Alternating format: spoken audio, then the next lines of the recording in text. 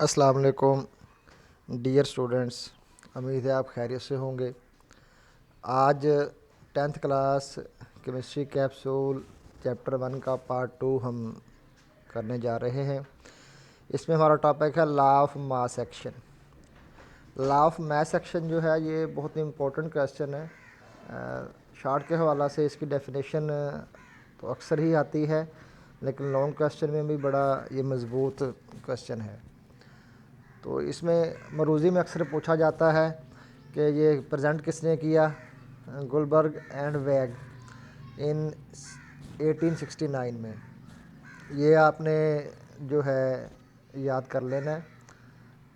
अक्सर जो है ये एक दो दफ़ा तो शॉर्ट क्वेश्चन में पूछा गया है, लेकिन मरूज़ी में बारहा पूछा गया। According to this law the rate at which a substance reacts is directly proportional to its active mass. जो रेट है वो एक्टिव मास के डायरेक्टली प्रोपोर्शनल हुआ करती है। एक्टिव मास वो मास है जिसको हम ब्रैकेट्स के अंदर प्रेजेंट करते हैं। सारे का सारा मास एक्टिव नहीं होता रिएक्शन मिक्सचर के अंदर। तो रिएक्टेंट में जो मास एक्चुअली रिएक्ट करता है उसको हम एक्टिव मास का नाम देते हैं। And the rate of a chemical reaction is directly proportional to the product of the active masses of the reacting substances. के फॉर एग्ज़ाम्पल हमारे पास A plus B is equal to C plus D एक reaction है।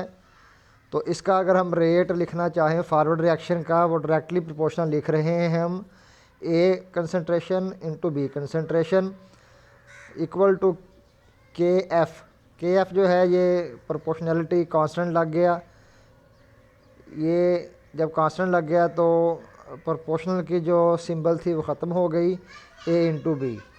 इसी तरह reverse reaction का rate लिखा गया C और D कंसनट्रेशन के साथ, और इसका जो प्रोपोर्शनैलिटी कांस्टेंट लगा वो KR लगा फॉर रिवर्स रिएक्शन। KF और KR को हम स्पेसिफिक रेट कांस्टेंट भी कहते हैं रिवर्स रिएक्शन और फॉरवर्ड रिएक्शन के लिए। जहाँ अब रिवर्स और फॉरवर्ड रिएक्शन के रेट कांस्टेंट्स लिखे जा चुके हैं। तो इक्विलिब्रियम की स्टेज पर क्या होता है, rate of forward reaction becomes equal to the rate of reverse reaction. के फॉरवर्ड और रिवर्स रिएक्शन के रेट्स बराबर हो जाते हैं। तो पीछे हमने फॉरवर्ड और रिवर्स रिएक्शन के रेट्स लिखे हैं, उनको हमने इक्वेशन 1 और 2 का नाम दिया है। तो हम इक्वेशन 1 और 2 को कंपेयर करते हैं। 1 की value KF into AB is equal to जो है, फिर 2 में जो वैल्यू आई है उसको पुट करेंगे KR की वैल्यू को। जब हम इन दोनों वैल्यूज़ को लिखकर सिंप्लीफाई करते हैं तो KF over KR is equal to C into D over A into B हमारी इक्वेशन बन जाती है एक। और KF ओवर KR ये इक्वल होता है KC के। KC को हम बोलते हैं इक्विलिब्रियम कांस्टेंट, इक्विलिब्रियम कांस्टेंट। तो उसको हम फिर कैसे लिखेंगे, रिप्रेजेंट करेंगे KC is equal to CD over AB। अब हम आगे एक जनरल रिएक्शन लेते हैं। उसमें आप देखें कि A plus B is equal to C plus D। ये जो स्मॉल लेटर्स में लिखे हुए हैं ये कोफिशिएंट हैं क्वेश्चन के। जब हम बिल्कुल जो जैसे पहले हमने KC is equal to CD over AB वाली इक्वेशन जो है वो ड्राइव की है फाइनल, इसी तरह ये होनी है, कोई फ़र्क नहीं आना है इसमें। सिर्फ जो कोफिशिएंट हैं A B C और D, ये जब फाइनल इक्वेशन बनेगी उसमें ये पावर बन जाएंगी आकर। कोफिशिएंट हमेशा जो है वो पावर की सूरत में आ जाएंगे। नेक्स्ट बड़ा अहम सवाल है इक्विलिब्रियम कांस्टेंट। इसकी डेफिनेशन बहुत ज़्यादा आती है, ये बहुत पूछा जाता है।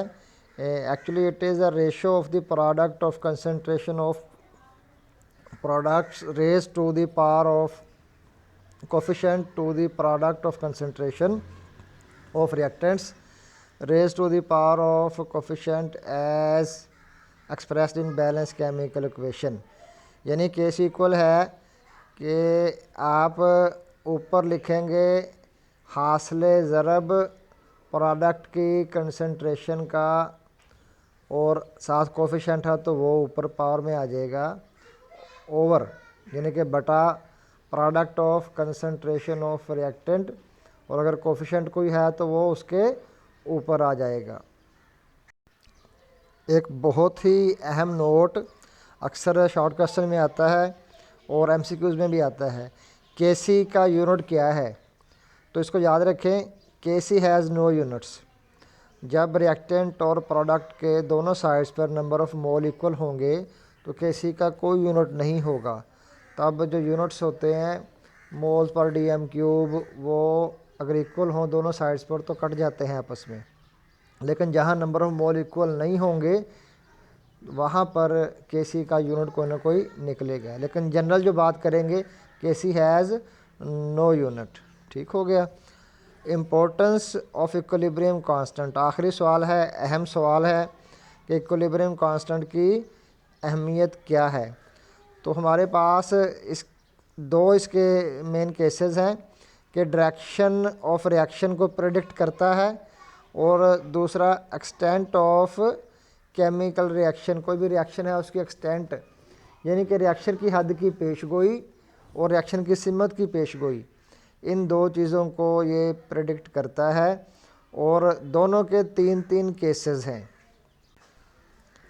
पहला जो केस है क्यूसी होता है रिएक्शन कोशेंट, कि जब तक रिएक्शन इक्विलिब्रियम अचीव नहीं कर लेता तो उसका केसी इस्टेब्लिश नहीं होता। उस वक्त उसका जो रिएक्शन कोशेंट आएगा प्रोडक्ट ओवर रिएक्टेंट, वो क्यूसी आएगा। तो अगर क्यूसी की वैल्यू लेस देन केसी है, रिएक्शन फॉरवर्ड डायरेक्शन में जाएगा टू अटेन इक्विलिब्रियम, और अगर क्यूसी की वैल्यू ग्रेटर देन केसी है तो रिएक्शन रिवर्स आएगा ताकि इक्विलिब्रियम अचीव हो सके। और अगर क्यूसी की वैल्यू इक्वल है केसी के तो इसका मतलब है कि फॉरवर्ड और रिवर्स रिएक्शन इक्वल है और रिएक्शन इक्विलिब्रियम अटेन कर चुका है। जी, रिएक्शन की हद की पेशगोई, एक्सटेंट ऑफ रिएक्शन, इसके भी तीन केसेस हैं जो हम केसी को देख के इस्टेब्लिश कर सकते हैं। Large numerical value of KC, अगर केसी की वैल्यू बहुत बड़ी आ गई है तो उससे हमें क्या पता चलता है, दैट ऑल प्रोडक्ट्स हेयर, के सारे प्रोडक्ट ही प्रोडक्ट हैं, रिएक्टेंट्स आर नेग्लिजिबल, रिएक्टेंट्स बहुत थोड़े हैं, रिएक्शन कंप्लीट हो चुका है। जबकि छोटी वैल्यू केसी की हमें ये बताती है कि रिएक्टेंट्स बहुत ज़्यादा हैं, प्रोडक्ट बड़े थोड़े हैं, रिएक्शन ऐसे कभी भी मुकम्मल नहीं होते। और ऐसी वैल्यू केसी की जो ना ज़्यादा बड़ी हो ना ज़्यादा छोटी हो, दरमियानी हो, वो हमें बताती है कि रिएक्शन इक्विलिब्रियम अचीव कर चुका है।